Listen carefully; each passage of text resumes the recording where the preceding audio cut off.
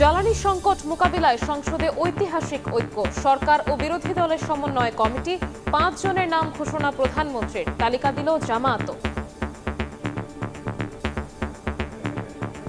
আমাদের পক্ষ থেকে ৫ সদস্যের একটি কমিটি গঠন করছে। আমি আপনার মাধ্যমে বিরোধী দলীয় নেতা এবং বিরোধী দলকে অনুরোধ করব, ওনারাও যদি ৫ জনের নাম দেন তাহলে এই ১০ জন ব্যক্তি বসে কোনো পরামর্শ থাকলে, বাস্তবতা থাকলে অবশ্যই সেটি কার্যকর করার উদ্যোগ গ্রহণ করবে। এই সংসদের জন্য এটি একটি নবযাত্রা, এটাকে আমি সাধুবাদ জানাই। লোডশেডিংয়ে নাজেহাল জনজীবন, গ্রামের অবস্থা নাজুক। কারিগরি ত্রুটিতে এবার বন্ধ বড়পুকুরিয়া তাপবিদ্যুৎ কেন্দ্র, সবাইকে সাশ্রয়ী হওয়ার পরামর্শ। লোডশেডিং রাত্রেও বেশি হয়, দিনেও বেশি হয়। আমাদের তো ব্যবসা বাণিজ্য হয় না। আমরা কৃষক কিভাবে পাই? জ্বালানি সংকটটা অনেক বেশি অসহনীয় পর্যায়ে চলে গেছে। সাশ্রয়ী জাতি না হই তাহলে এই সংকটটা থেকেই যাবে। দেখছিলেন প্রধান শিরোনাম। রাত ১১টার সময়ের সঙ্গে আছি আমি শবনব নিবি। এবার অন্যান্য শীর্ষ সংবাদ। ভাড়া বাড়ল ডিজেল চালিত গণপরিবহনে, কিলোমিটারে বেড়েছে ১১ পয়সা, বেশি নিলে ব্যবস্থার হুঁশিয়ারি।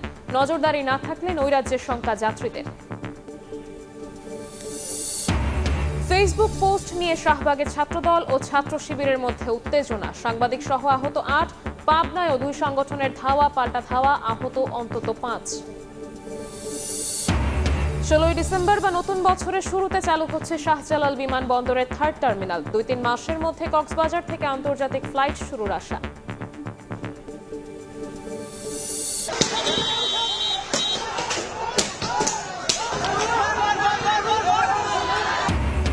বিচ্ছিন্ন সহিংসতার মধ্য দিয়ে পশ্চিমবঙ্গে শেষ হলো বিধানসভা নির্বাচনের প্রথম দফার ভোট। রেকর্ড ভোটার উপস্থিতি, তৃণমূল বিজেপি উভয়েরই জয়ের আশা।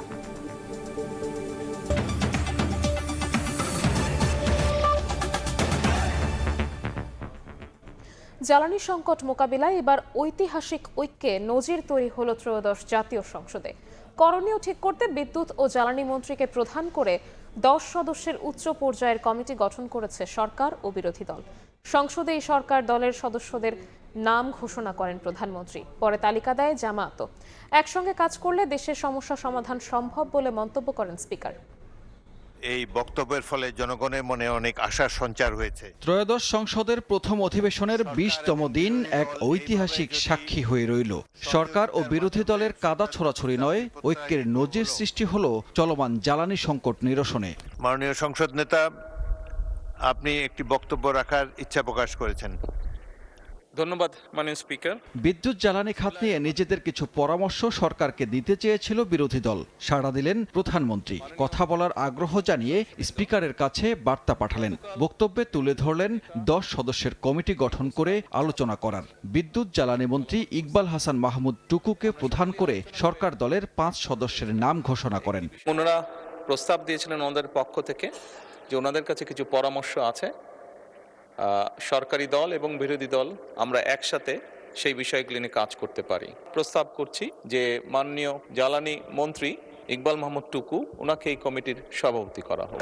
প্রধানমন্ত্রীর প্রস্তাবে ইতিবাচক সাড়া দিতে দেরি করলেন না বিরোধী দলের নেতাও। দিনের বৈঠক শেষের আগেই ৫ জনের নাম ঘোষণা করে বিরোধী দল। ৫ জনের কথা এখানেই পরিষ্কার ঘোষণা করেছেন। আমিও তাকে সম্মান করে বিরোধী দলের পক্ষ থেকে আরো ৫ জনের নাম ঘোষণা করছি। প্রস্তাবটা এই সংসদে এনেছেন ঢাকায় লোড ম্যানেজমেন্টের ব্যাপারে। আমি বলবো যে মেহেরবানি করে এটা যেন সংসদ থেকে শুরু হয়, সংসদ যেন এর বাইরে না থাকে। এ সময় স্পিকার বলেন, সরকার ও বিরোধী দল সহযোগিতার মাধ্যমে এগোলে সমস্যা সমাধান করা সম্ভব হবে। আপনাদের এই বক্তব্যের ফলে জনগণের মনে অনেক আশার সঞ্চার হয়েছে। সরকার এবং বিরোধী দল এইভাবে যদি সহযোগিতার মাধ্যমে অগ্রসর হয়, দেশের যে কোনো সমস্যার সমাধান করা সম্ভব। কমিটির বৈঠকে বিরোধী দলের পরামর্শ সংকট মোকাবিলায় উপযুক্ত হলে গ্রহণ করার প্রতিশ্রুতি দেন প্রধানমন্ত্রী। দিনের কার্যসূচি অনুযায়ী সানবীর রূপল, সময় সংবাদ, ঢাকা। জ্বালানি সংকটে কমেছে বিদ্যুৎ উৎপাদন, তীব্র গরমে লোডশেডিংয়ে নাজেহাল জনজীবন। শহরের চেয়ে বেশি নাজুক অবস্থা গ্রামে। কারখানায় কমেছে উৎপাদন, সেচের অভাবে ফেটে চৌচুরি ফসলের মাঠ। ব্যাহত হচ্ছে পড়ালেখা। কারিগরি ত্রুটির কারণে এবার বড়পুকুরিয়া তাপবিদ্যুৎ কেন্দ্রের একমাত্র সচল ইউনিটটিও বন্ধ হয়ে গেছে। সারা দেশে তীব্র গরমে অতিষ্ঠ মানুষ, এর মধ্যেই বিদ্যুৎ বিভ্রাট চরমে। বেশি নাজুক পরিস্থিতি গ্রামে, কোথাও কোথাও দিনে ৮ থেকে ১০ ঘন্টা লোডশেডিং। চাহিদার তুলনায় সরবরাহ কম থাকায় ঘন ঘন লোডশেডিংয়ে অতিষ্ঠ মাদারীপুরবাসী। সবচেয়ে দুর্ভোগে পল্লী বিদ্যুৎ সমিতির গ্রাহকরা। পর্যাপ্ত বিদ্যুৎ না থাকায় কারখানার উৎপাদন নেমেছে অর্ধেকে। রাত্রে ৩-৪ বার থাকে না, দিনের ভিতর ৫-৭ বার থাকে না। বিদ্যুৎ নাই, যার ফলে আমরা অনেকটা বেকার হয়ে গেছি। রাত্রে ঘুমাইতে পারে না, দিনের বেলা কাজ করতে পারে না। ঝিনাইদহের তীব্র লোডশেডিংয়ে নাভিশ্বাস মানুষের মাঝে। দিন রাতে অন্তত ৫ থেকে ৬ ঘন্টা থাকছে না বিদ্যুৎ। সব থেকে বেশি কষ্টে শিশু ও বৃদ্ধরা। দিনের ভিতরে ৪-৫ ফিরে যাচ্ছে, রাত্রিও সেই একই পরিস্থিতি। রংপুর সহ উত্তরাঞ্চলেও ভোগাচ্ছে লোডশেডিং। পর্যাপ্ত কয়লা মজুত থাকার পরও কারিগরি ত্রুটির কবলে পুরোপুরি বন্ধ হয়ে গেছে দিনাজপুরের বড়পুকুরিয়া তাপবিদ্যুৎ কেন্দ্র। বুধবার রাতে ১ নম্বর ইউনিটটি বন্ধ হয়ে যায়। এরপর থেকেই সবকটি ইউনিটেই উৎপাদন বন্ধ হয়ে যায়। এতে চরম ভোগান্তিতে পড়েছেন দিনাজপুর সহ উত্তরের ৮ জেলা। ১২ থেকে ১৩ ঘন্টা কারেন্টের লোডশেডিং পাচ্ছি। ঘন্টায় ঘন্টায় কারেন্ট থাকতেছে না, আমরা কাজকর্ম করতে পারতেছি না। সিলেটেও চলছে বিদ্যুতের লুকোচুরি, ব্যাহত হচ্ছে শিক্ষার্থীদের পড়ালেখা। বেশি ভোগান্তিতে এসএসসি পরীক্ষার্থীরা। বিকল্প ব্যবস্থায় ব্যবসা চালু রাখার চেষ্টা করছেন অনেকেই। এসএসসি পরীক্ষা লেখাপড়া করতে পারছে না বাচ্চারা, খুব অসুবিধা। ৮ ঘন্টায় আমরা কারেন্ট পাইলাম 2 ঘন্টা 3 ঘন্টা। কম বেশি সারা বাংলাদেশে সেটা একটু লোডশেডিং হচ্ছে আর কি। আর সেটা আমরা সবাইকে একটু সাশ্রয়ী হয়ে সেটাকে আমরা ওভারকাম করার চেষ্টা করতেছি। মেহেরপুরে ফসলের জমি ফেটে চৌচির। বিদ্যুৎ বিভ্রাট যেন কৃষকের মরার উপর খাড়ার ঘা। মিলছে না সেচ পাম্প চালানোর বিদ্যুৎও। 24 ঘন্টায় 4 ঘন্টা কারেন্ট, রাতে 2 ঘন্টা, দিনে 2 ঘন্টা। আমরা কৃষক কিভাবে পাই? বিদ্যুৎ না থাকার কারণে আমরা নতুন করে যে ফসল বুনবো সেটা পাচ্ছি না। বিদ্যুৎ সরবরাহ স্বাভাবিক অবস্থায় ফেরাতে প্রয়োজনীয় ব্যবস্থা নেয়ার দাবি গণমানুষের। খাদিজা স্বপ্না, সময় সংবাদ। জ্বালানি তেলের মূল্য বৃদ্ধির জেরে ভাড়া বাড়ল ডিজেল চালিত গণপরিবহনে। প্রতি কিলোমিটারে বেশি দিতে হবে 11 পয়সা। তবে সিএনজি চালিত গণপরিবহনের ক্ষেত্রে বর্ধিত ভাড়া প্রযোজ্য হবে না। মধ্যপ্রাচ্য সংঘাতের প্রভাবে টালমাটাল জ্বালানির বৈশ্বিক বাজার। বাংলাদেশেও তীব্র হয়েছে সংকট। অর্থনীতি সামাল দিতে বেড়েছে জ্বালানির দামও। জ্বালানি তেলের দাম বৃদ্ধির 4 দিন পর এবার এলো গণপরিবহনে ভাড়া বাড়ানোর সিদ্ধান্ত। শুধু ডিজেলের বাড়তি দাম নয়, বিভিন্ন খরচ যোগ করে বাস ভাড়া কিলোমিটার প্রতি 22 পয়সা বাড়ানোর প্রস্তাব দেন মালিক সমিতির নেতারা। গেল কয়েকদিন এ নিয়ে মালিক, শ্রমিক ও সরকারের দফায় দফায় বৈঠকের পর শুধু ডিজেল চালিত পরিবহনের ভাড়া 11 পয়সা বাড়ানোর সিদ্ধান্তের কথা জানান সড়ক পরিবহন ও সেতুমন্ত্রী। এর ফলে ঢাকা ও চট্টগ্রাম মহানগরে পরিবহন ভাড়া প্রতি কিলোমিটারে 2 টাকা 42 পয়সা থেকে বেড়ে 2 টাকা 53 পয়সা। আন্তঃজেলা ও দূরপাল্লার ক্ষেত্রে বর্তমান ভাড়া কিলোমিটারে 2 টাকা 12 পয়সার স্থলে 2 টাকা 23 পয়সা নির্ধারণ করা হয়। ঢাকা এবং চট্টগ্রাম মহানগরে 11 পয়সা বাড়বে। আন্তঃজেলা যেখানে 52 সিটের গাড়ি আছে সেখানেও পার কিলোমিটার 11 পয়সা বাড়বে। এই সিদ্ধান্তের ব্যত্যয় যদি বাস মালিকরা করতে চেষ্টা করে, ডেফিনেটলি বাস মালিকদের বিরুদ্ধে শক্ত অবস্থান এবং শক্ত ব্যবস্থা নেওয়া হবে। সিএনজি চালিত বাসের ক্ষেত্রে বর্ধিত ভাড়া বিবেচিত হবে না জানিয়ে মন্ত্রী বলেন, তেলের দাম কমে গেলে ভাড়া আবার কমানো হবে। এই সমন্বয়টা শুধু এবার বৃদ্ধির ক্ষেত্রে না, তেলের দাম পুনরায় কমলে আবার এই একই প্রক্রিয়ায় ভাড়া কমবে। তেলের দাম ভাড়া কমানোর সাথে সমন্বয়টা কি হবে, একটা প্রজ্ঞাপন জারি করে বিআরটিএ ওই ফর্মুলা অনুসারে ভাড়া নির্ধারণ করে দেবে। তবে কঠোর নজরদারি না থাকলে ভাড়া বৃদ্ধির সুযোগে আরও বাড়তি ভাড়া নেয়ার শঙ্কা প্রকাশ করেছেন যাত্রীরা। সেই সঙ্গে ডিজেল চালিত আর সিএনজি চালিত পরিবহন চিহ্নিত করার পরামর্শ তাদের। 2 কিলোমিটারে 22 পয়সা আসবে, তো তারা তো আর 22 পয়সা করে আমাদের কাছ থেকে নেবে না, নিবে হচ্ছে 5-10 টাকা করে। ডিজেল চালিত বাসের ভাড়া তো বাড়াইছে, বাট এখন তো সব বাসের ভাড়াই বেশি নিবে।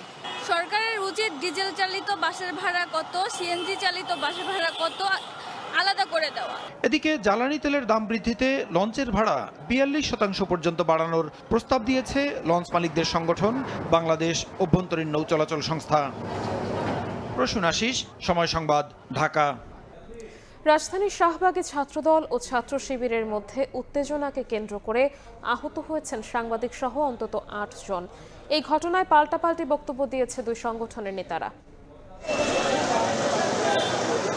বৃহস্পতিবার রাত 8টার দিকে শাহবাগ থানার সামনে জড়ো হন ছাত্রদলের নেতাকর্মীরা। অভিযোগ, ছাত্র শিবিরের এক কর্মী ফেসবুক পোস্টে প্রধানমন্ত্রী তারেক রহমান ও তার কন্যাকে নিয়ে বিতর্কিত মন্তব্য করেছেন। জনাব তারেক রহমান এবং জাইমা রহমানকে নিয়ে যে বাজে পোস্ট শিবিরের নেতা মাহমুদ করেছে, সেটার প্রতিবাদে সবাই এখানে জড়ো হয়েছে, তাকে যেন গ্রেপ্তার করা হয়। কিন্তু শিবিরের মববাজ নেতারা যারা সব সময় ক্যাম্পাসে মব করে বেড়ায়, এবি জোবায়ের এবং মোসাদ্দেক, তারা এখানে এসে উস্কানিমূলক কথাবার্তা বলেছে।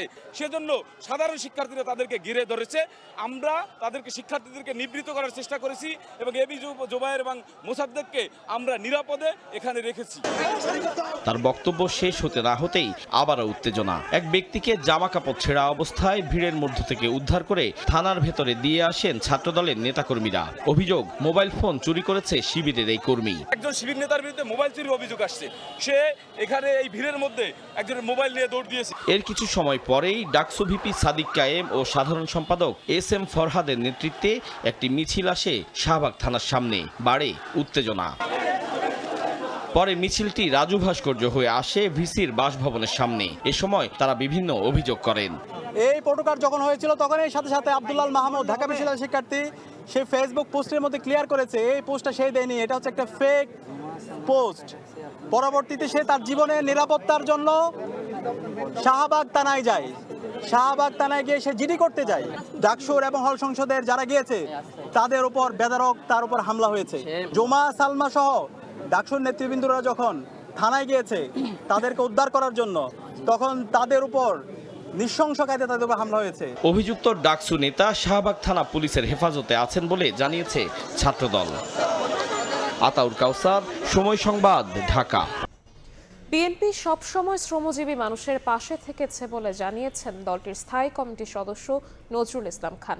সন্ধ্যায় নয়াপল্টনে জাতীয়তাবাদী শ্রমিক দল আয়োজিত সংবাদ সম্মেলনে একথা বলেন তিনি। জানান, 1 মে আন্তর্জাতিক শ্রমিক দিবস বিশেষভাবে পালন করবে বিএনপি। এদিন নয়াপল্টনে আয়োজিত শ্রমিক সমাবেশে প্রধান অতিথি হিসেবে উপস্থিত থাকবে প্রধানমন্ত্রী তারেক রহমান।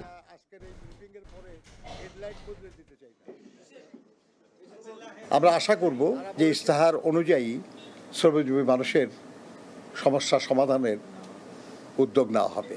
ইতিমধ্যেই সরকার আমাদের কৃষি শ্রমিকদের জন্য 10,000 টাকা পর্যন্ত সুদ সহ কৃষি ঋণ মওকুফ করা হয়েছে। বিগত সরকারের আমলে শ্রম আইনের যে সংশোধনী করা হয়েছিল, এই সরকার এসে সংসদে আইন কিছু সংশোধনী সহ অনুমোদন করেছে।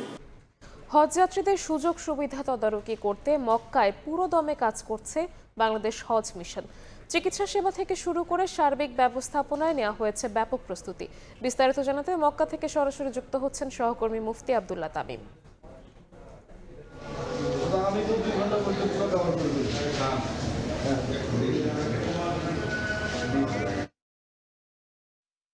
আল্লাহুম্মা লাব্বাইক ধ্বনিতে মুখরিত মক্কার আশপাশ। এই মুহূর্তে দাঁড়িয়ে আছি মক্কার হজ অফিসে, যেখান থেকে বাংলাদেশ থেকে আগত সমস্ত হাজিদের সব কিছুর ব্যবস্থাপনা করা হয়। এবং এখান থেকে আমরা জানতে পেরেছি সর্বশেষ হজের আপডেট, যে এই পর্যন্ত 70টি ফ্লাইটে মোট 28,140 জন হজযাত্রী বাংলাদেশ থেকে সৌদি আরবে এসে পৌঁছেছেন। প্রেমময় হজ আদায়ের লক্ষ্যে বাংলাদেশ থেকে আগত সমস্ত হাজিদের সবগুলো বিষয় হজ ক্যাম্প থেকেই কিন্তু পরিচালনা করা হচ্ছে। আমরা সকাল থেকে এখানে উপস্থিত ছিলাম এবং দেখতে পেরেছি যে এখানে যারা হাজিরা হারিয়ে যাচ্ছেন তাদেরকে কিন্তু খুঁজে দিচ্ছে। এখন পর্যন্ত আমরা 120 জনের উপরে হাজি যারা হারিয়ে গিয়েছে তাদেরকে কিন্তু তারা তাদের যেই হোটেল আছে সেই হোটেলে পৌঁছে দেওয়ার ব্যবস্থা করেছে। এবং এই সাথে সাথে এখানে হজ যে ক্যাম্প আছে, ক্যাম্পের পাশেই কিন্তু একটি অস্থায়ী ক্লিনিক স্থাপন করা হয়েছে হজ যাত্রীদের চিকিৎসা সেবার জন্য। সেখান থেকে কিন্তু বিনামূল্যে হজ যাত্রীরা আসে, তাদের চিকিৎসা পেয়ে যাচ্ছেন এবং ওষুধপত্রও কিন্তু তারা সেখান থেকে পেয়ে যাচ্ছেন।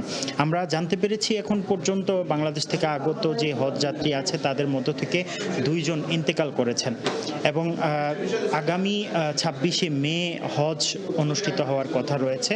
আর 30শে মে আবার ফিরতি ফ্লাইট সৌদি থেকে শুরু হবে। 21শে মে কিন্তু সর্বশেষ ফ্লাইট বাংলাদেশ থেকে ছেড়ে আসবে এবং হজের পরে 30শে জুন পর্যন্ত এই ফ্লাইট কিন্তু চলতে থাকবে। তো এই আমার কাছে মক্কার হজ ক্যাম্প থেকে সর্বশেষ। মক্কা থেকে আমাদের সাথে সরাসরি যুক্ত হয়েছিলেন সহকর্মী মুফতি আব্দুল্লাহ তামিম। 16 ডিসেম্বর বা নতুন বছরের শুরুতে থার্ড টার্মিনাল চালুর ব্যাপারে সিদ্ধান্ত নিয়েছে সরকার। সকালে সচিবালয়ে প্রধানমন্ত্রীর সঙ্গে বৈঠক শেষে এ কথা জানান বিমান প্রতিমন্ত্রী। জানান যে কোনো মূল্যে বিমানকে লাভজনক প্রতিষ্ঠানে রূপ দিতে নির্দেশ দিয়েছেন প্রধানমন্ত্রী। নতুন অর্থ বছরের বাজেট ঘোষণার পর কক্সবাজার বিমানবন্দর থেকে আন্তর্জাতিক ফ্লাইট চালুর পরিকল্পনার কথাও জানান বিমান প্রতিমন্ত্রী। দেশে মেগা প্রকল্পগুলোর মধ্যে অন্যতম হযরত শাহজালাল আন্তর্জাতিক বিমানবন্দরের থার্ড টার্মিনাল। তবে একাধিকবার পিছিয়ে অনিশ্চয়তার মধ্যে ছিল প্রকল্পটি। অবশেষে খুলছে থার্ড টার্মিনাল। বৃহস্পতিবার সকালে এভিয়েশন খাতের সার্বিক দিক নিয়ে সচিবালয়ে প্রধানমন্ত্রীর সঙ্গে বৈঠক করেন বিমানমন্ত্রী, প্রতিমন্ত্রী ও সংশ্লিষ্টরা। পরে বিমান প্রতিমন্ত্রী জানান, চলতি বছরের 16 ডিসেম্বর বা নতুন বছরের শুরুতে চালু হবে থার্ড টার্মিনাল। আমরা চিন্তা করতেছি এন্ড অফ দিস ইয়ার, যদি পারি 16 ডিসেম্বরে করলাম, আর না হলে আমরা নিউ ইয়ারে করলাম। এরকম ধরনের একটা চিন্তাভাবনা আমরা করেছি। এটা রাফ আলোচনা হয়ে তিনি এমন নির্দেশনা দিয়েছেন যে আপনাদেরকে এখানে দায়িত্ব দেওয়া হয়েছে এটাকে লাভজনক করতে হবে। অন্য এয়ারলাইন্সগুলো লাভ করতে পারলে আপনারা করতে পারেন না কেন? অতএব আপনারা খতিয়ে দেখে যেটা হলে লাভ করতে পারবেন সেটাই আপনাকে করতে হবে। এদিকে বিমান বাংলাদেশে বহরে যুক্ত হচ্ছে 14টি নতুন উড়োজাহাজ। মার্কিন বিমান নির্মাতা প্রতিষ্ঠান বোয়িং এর সঙ্গে এ নিয়ে চূড়ান্ত দর কষাকষিতে সরকার। 30 এপ্রিলের মধ্যে হবে সিদ্ধান্ত। একই সঙ্গে নতুন অর্থ বছরের বাজেট ঘোষণার পর কক্সবাজার বিমানবন্দর থেকে আন্তর্জাতিক ফ্লাইট চালুর পরিকল্পনার কথাও জানান বিমান প্রতিমন্ত্রী। 30 এপ্রিলের মধ্যেই আমরা বোয়িং এর সঙ্গে চুক্তি করতে যাচ্ছি। we are purchasing 14 aircraft from Boeing. At the same time, আমাদের যে এই 5 বছর লাগবে তাদের এই বোয়িং ডেলিভারি করতে, এর মধ্যে আমরা বোয়িং এবং এয়ারবাসের সঙ্গে যোগাযোগ করে আমরা কিছু লিজে আমরা এয়ারক্রাফট আনবো খুব শিগগিরই। এদিকে প্রধানমন্ত্রী তারেক রহমানের সঙ্গে বৈঠক করেন বিশ্ব সাহিত্য কেন্দ্রের প্রতিষ্ঠাতা ও বিশিষ্ট শিক্ষাবিদ অধ্যাপক আব্দুল্লাহ আবু সাইদ। এ সময় উপস্থিত ছিলেন শিক্ষামন্ত্রী এহসানুল হক মিলন, সংস্কৃতি মন্ত্রী নিতাই রায় চৌধুরী সহ সংশ্লিষ্ট মন্ত্রণালয়ের প্রতিমন্ত্রী ও কর্মকর্তারা। হাসান ওয়ালি, সময় সংবাদ, ঢাকা। রাজধানীর বনানীতে একটি বাসের চাপায় 2 জন নিহত হয়েছেন। এ ঘটনায় আহত হয়েছেন আরও 3 জন। বিকেল 3:30টার দিকে বনানী সেতু ভবনের সামনে দুর্ঘটনাটি ঘটে। প্রত্যক্ষদর্শীদের বরাতে জানা যায়, এয়ারপোর্টগামী ভূঁইয়া পরিবহনের বাসটি বনানী সেতু ভবনের সামনে হঠাৎ ব্রেক করলে বাসটি সড়ক বিভাজকের ধাক্কা লাগে। এতে ঘটনাস্থলেই ওই 2 জন নিহত হন। আহতদের কুর্মিটোলা হাসপাতালে ভর্তি করা হয়েছে বলে জানা গেছে। চট্টগ্রামে ওয়াসার পাইপলাইন খনন করতে গিয়ে মাটি চাপা পড়ে 2 শ্রমিকের মৃত্যু হয়েছে। আহত হয়েছেন আরও 2 জন। পুলিশ জানায়, কয়েকজন শ্রমিক ওয়াসার পাইপলাইনের কাজ করছিলেন। মাটি খননের এক পর্যায়ে মাটি ধসে পড়ে শ্রমিকরা চাপা পড়েন। পরে স্থানীয়রা 4 জনকে উদ্ধার করে হাসপাতালে নিয়ে গেলে চিকিৎসক 2 জনকে মৃত ঘোষণা করেন।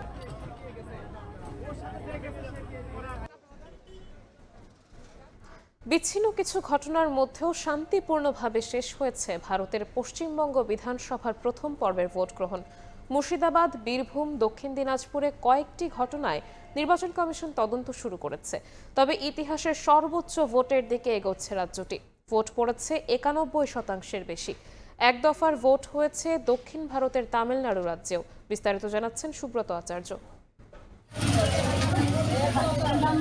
সকাল থেকে এভাবেই লম্বা লাইনে দাঁড়িয়ে গণতান্ত্রিক উৎসবে সামিল হতে দেখা গেছে পশ্চিমবঙ্গের 16 জেলার ভোটারদের। বেলা বাড়ার সঙ্গে সঙ্গে দীর্ঘ হয়েছে ভোটের লাইনও। নারী পুরুষ, প্রবীণ ও নতুন ভোটার সবাই সারিবদ্ধভাবে উৎসব মুখর পরিবেশে ভোট দিয়েছেন। ভোট দেন শুভেন্দু অধিকারী, সুকান্ত মজুমদার সহ অনেক বিজেপি নেতা। এতক্ষণ দেখছিলেন দেশ বিদেশের খবর।